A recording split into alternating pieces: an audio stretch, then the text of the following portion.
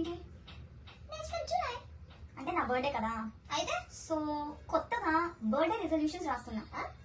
Resolution విన్నా, ఇదేంటి కొత్తగా ఉండాలనే రాస్తున్నాను బాబు. ఏంటో యాక్చువల్ గా నేను bakery items, fast food, junk food లేకుండా అస్సలు ఉండలేను కదా. సో ఇవాళ నుంచి అవన్నీ కట్.